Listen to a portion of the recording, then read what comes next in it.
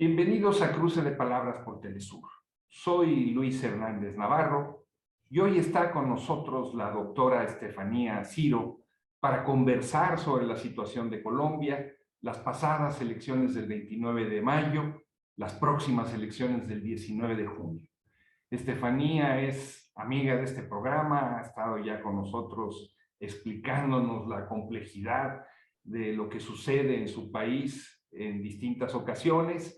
Es doctora en sociología, es investigadora del Centro de Pensamiento de la Amazonía Colombiana y es también poeta.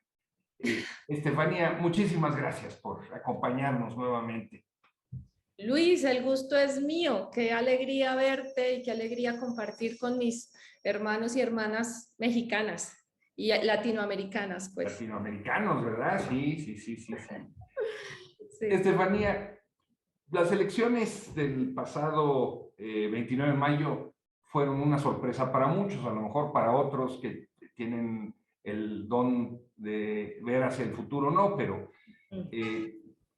hay quienes las han interpretado como el triunfo de la política informal o de el fin de la vieja política colombiana. No sé, desde tu perspectiva, ¿qué fue lo que sucedió?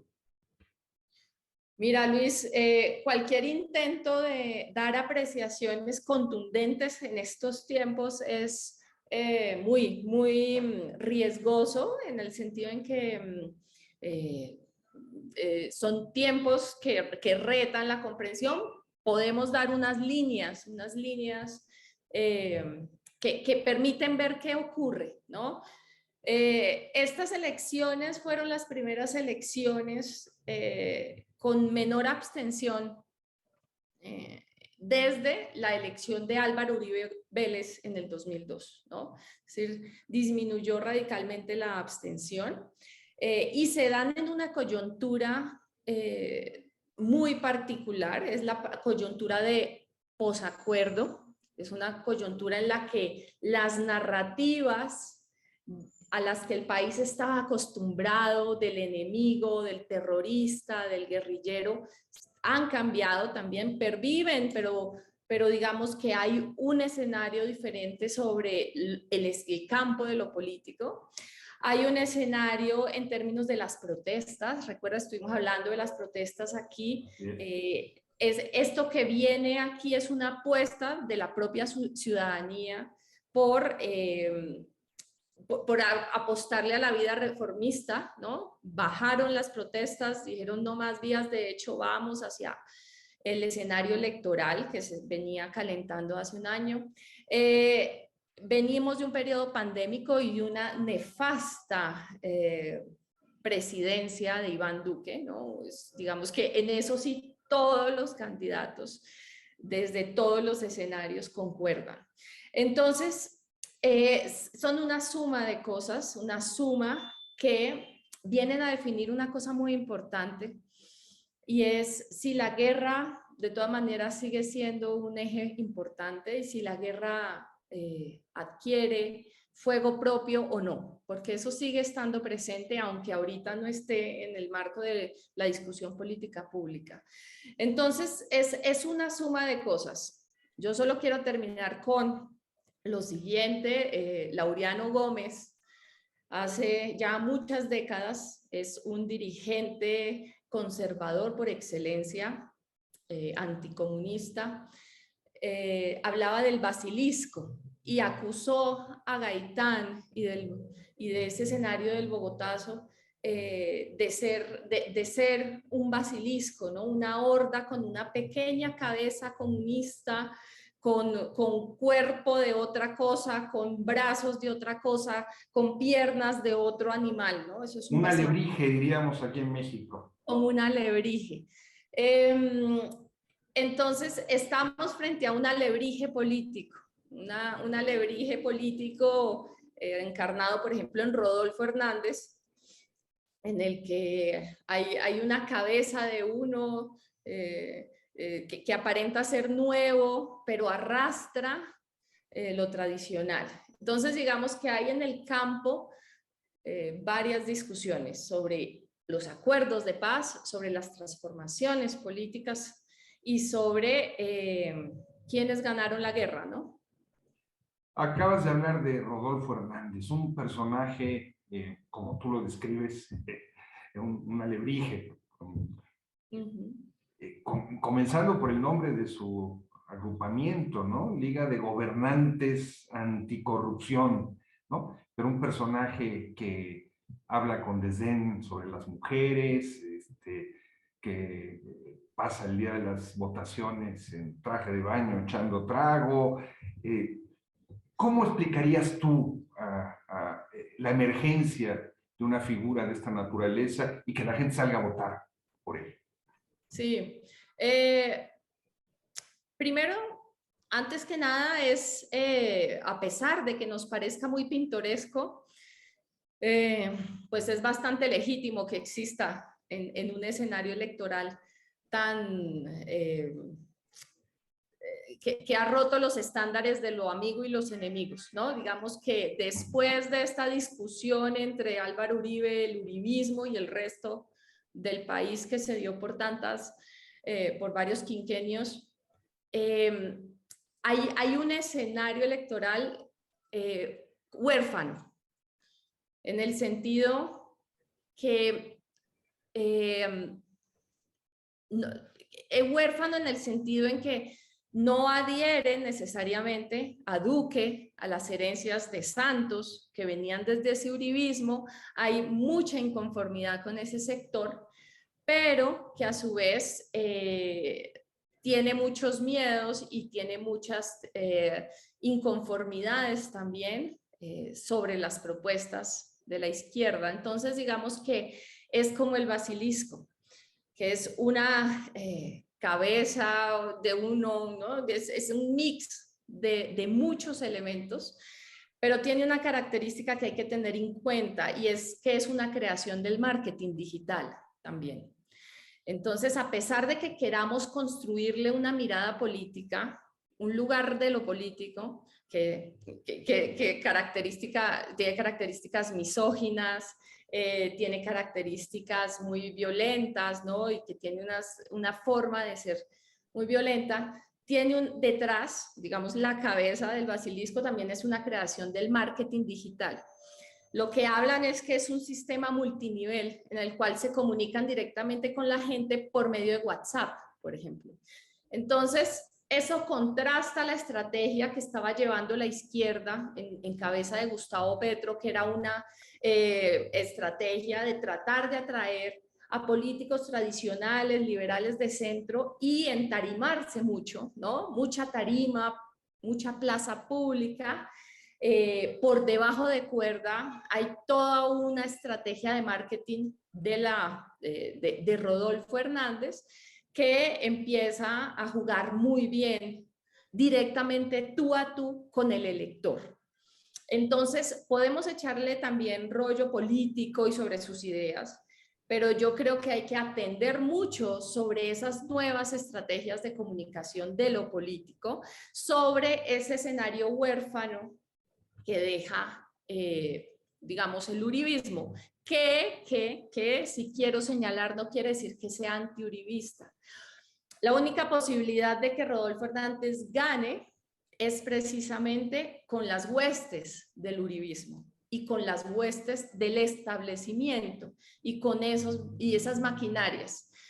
Esto es un poco para romper esta idea de que es antisistema, que es antiuribista, que el uribismo se acabó. Para nada. En este alebrije, cuando tenemos una de las partes del alebrije es la creación digital, solo es posible que gane con las huestes uribistas, ¿no? Que es más que Uribe, ¿no? Es una forma también de pensar el país.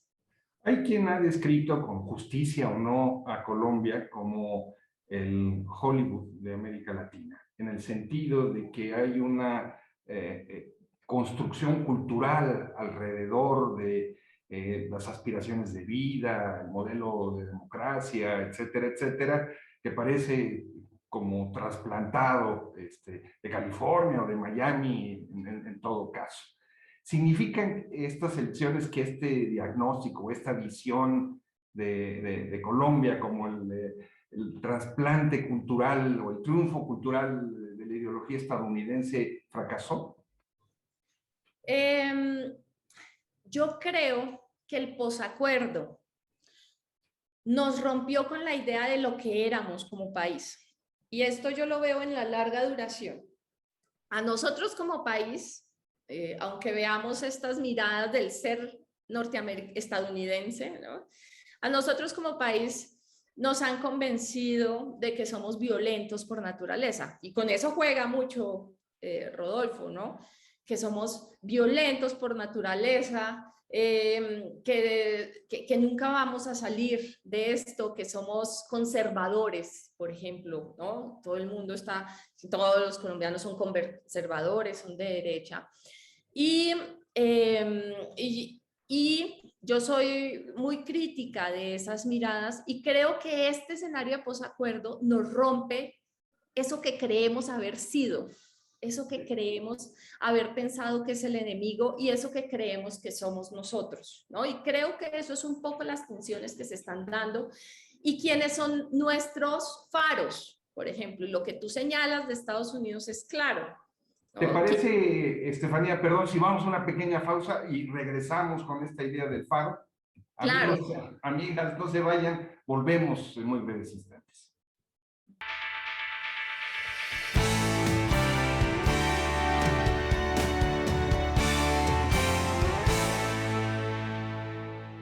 Estamos ya de regreso en este cruce de palabras conversando con la doctora Estefanía Ciro sobre la interesante situación que se vive en el marco electoral en su país, en Colombia. Estefanía, te interrumpí cuando nos estabas hablando de los faros que iluminaban la vida política y cultural de Colombia. ¿Quieres retomar la explicación que nos estabas dando desde ahí? Que nosotros traemos encima una cantidad de ideas sobre lo que es Colombia, muy fuertes, muy mediadas por los Estados Unidos, y uno de ellos era esta idea de que somos muy violentos y de que la izquierda no puede gobernar, ¿no? Y que la izquierda es enemiga, es terrorista, es guerrillera, y que, por ejemplo, personajes como la izquierda es terrorista y guerrillera, ¿no? Con eso veníamos vendados hasta el 29 de mayo, porque entonces toda la discusión pública era Gustavo Petro o la izquierda no puede llegar al poder porque es guerrillero y terrorista, es guerrillero y terrorista, y va a acabar las instituciones, ¿no? Y ese era el marco en el cual pues venía influenciado desde la época del comunismo de los Estados Unidos, que venía esto acá muy fuerte, ¿no? Es comunista, guerrillero, terrorista, ¿no? Tenemos ese marco de narrativa y llega el 29 y queda Rodolfo Hernández, Gustavo Petro, y esa narrativa se da la vuelta. Y todavía está en reacomodo, porque la discusión pública en Colombia es como así, Rodolfo es establecimiento o antiestablecimiento, pero entonces Gustavo Petro es el establecimiento o no, al fin quién es quién, ¿no? Entonces, haz de cuenta que veníamos en estas narrativas ciegas y esto rompió todo el marco de discusión, porque de repente ahora estamos viendo que la izquierda es la que está encargada de defender la institucionalidad frente a, digamos, las decisiones aventureras que pueden haber de personajes como Rodolfo Hernández. Entonces, sí ves cómo cambia la narrativa, cambia de la izquierda que es antisistema y que va a destruir el Estado, ahora al pacto histórico, pues, que es el que tiene como tarea defender la institucionalidad y el Estado de Derecho frente pues, a estos otros escenarios. Entonces, haz de cuenta que se abre un velo narrativo muy mediado por los Estados Unidos y se crea otro, están buscando otro, ¿no? Están buscando otro sobre lo que todavía no cuaja y está en discusiones.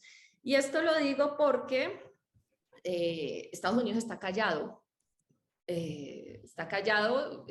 pues nosotros vivimos de todas maneras un escenario contrainsurgente en el cual la presencia de los Estados Unidos es clave y no hay una directriz muy clara de hacia dónde, por ejemplo. Entonces esas narrativas están en constante relocución ahorita. Biden no es ajeno a Colombia, él ha estado ligado al Plan Colombia, lo conoce de primera mano, es parte de sus preocupaciones políticas, no es que esté distraído con el asunto.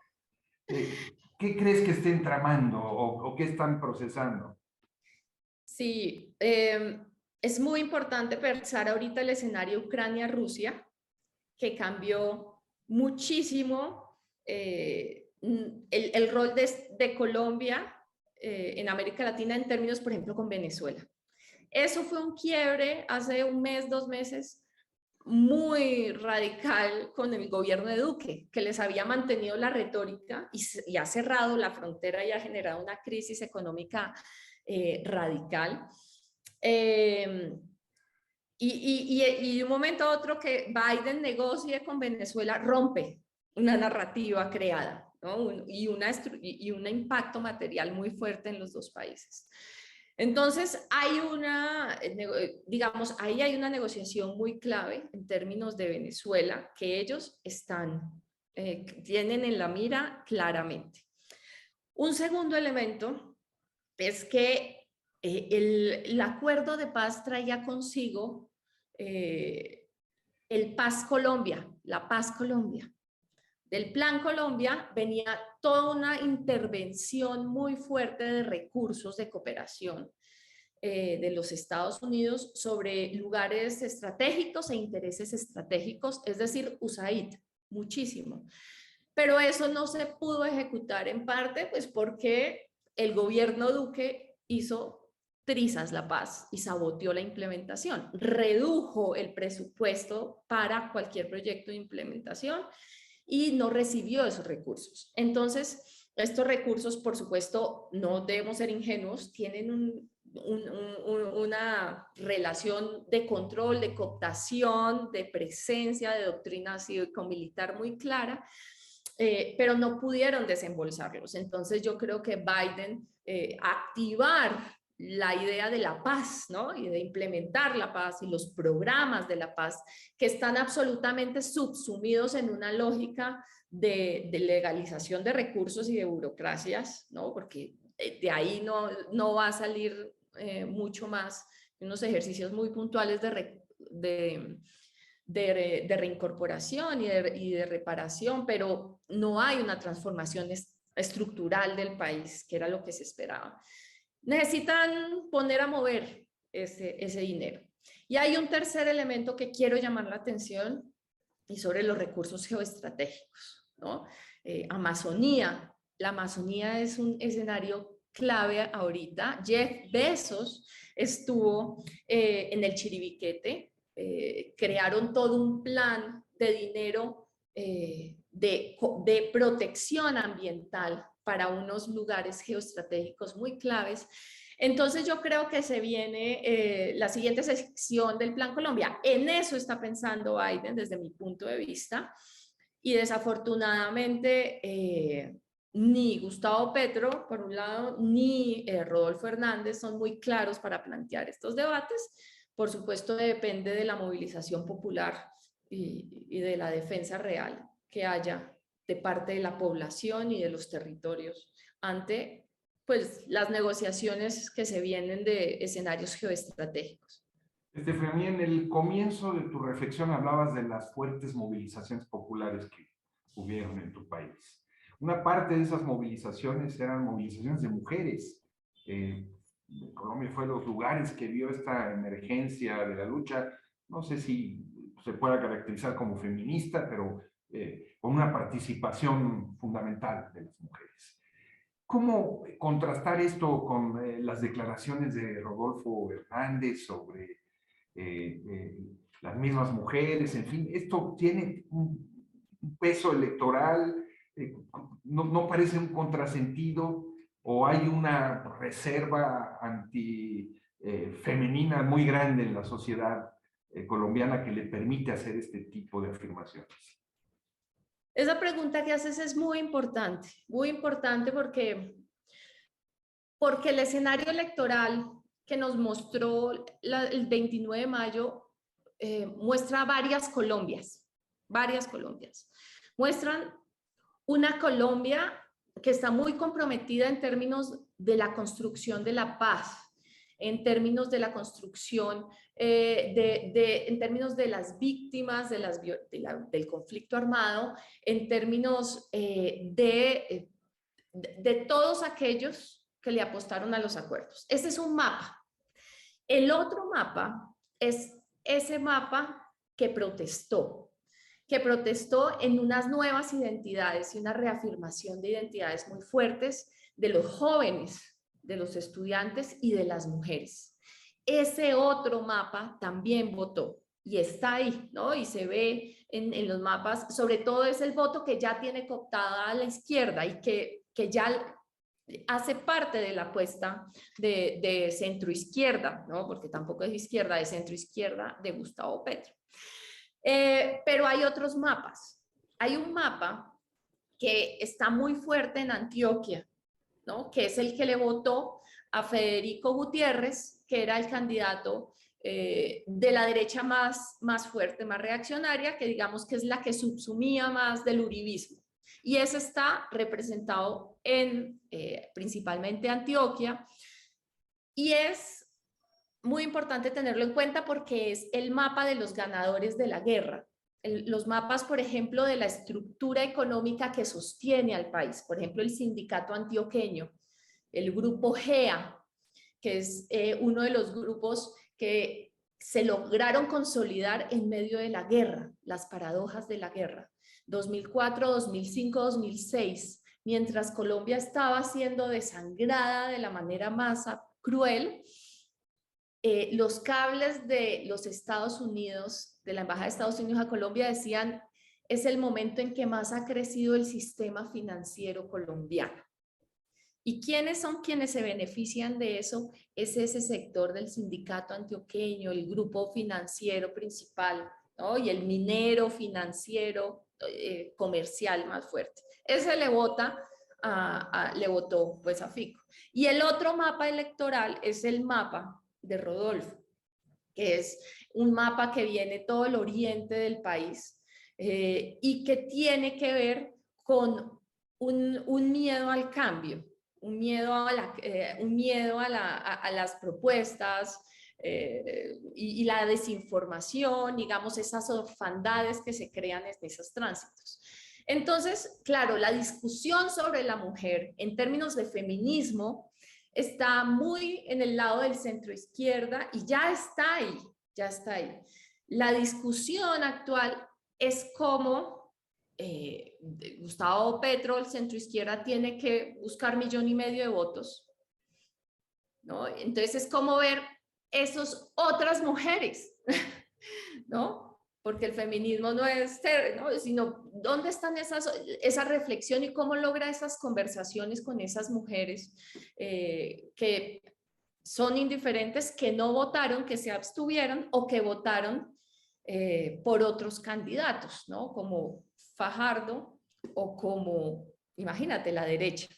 Entonces, es interesantísimo todo lo que nos cuentas, Estefanía. Desgraciadamente la guillotina ya nos cayó sobre la cabeza. Sí. Tenemos que suspender aquí el programa, pero pues esperamos una próxima participación para que sigas esclareciéndonos este complejo rompecabezas que se está armando en tu país. No, muchas gracias por la invitación. Yo quiero decir que aquí hay que hacer conversaciones históricas, y las conversaciones históricas, para que se defina uno u otro, tienen que ver precisamente con conversar con esa estructura económica, desafortunadamente, pero hace parte de la conversación con la estructura económica. Hay que conversar con quienes tienen miedo a los cambios que puedan haber en torno a los cambios de transición energética y a todos los discursos que se dan. Los miedos tienen que ver con los retos que tenemos para convivir con el otro, y son esas conversaciones históricas sobre el conflicto armado, los empobrecidos, los miedos y con los ganadores de la guerra que definen quién va a ganar y nuestra bola de cristal no llega hasta allá, pero quien logra hacer esas conversaciones tiene ganada la presidencia y es un reto para todos, pues. Estefanía Ciro, muchísimas gracias por estar con nosotros en este cruce de palabras. Gracias, Luis. Amigos, amigas, muchas gracias por su amable compañía. Ya saben, los esperamos la semana que viene aquí por Cruce de Palabras por Telesur. Hasta la próxima.